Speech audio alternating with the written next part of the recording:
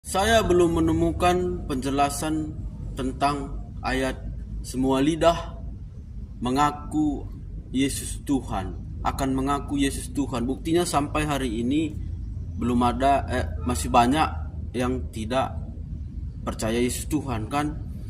Namun saya merenungi, berpikir teman-teman, semua memang akan mengaku.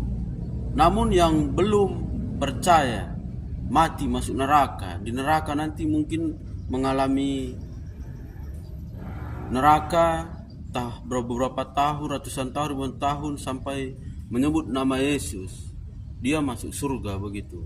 Beda dengan orang percaya sampai hari ini, mati langsung dapat tubuh kemuliaan, langsung masuk surga. Menurut pikiran saya berpikirnya, berasumsi begitu teman-teman. Selamat sore.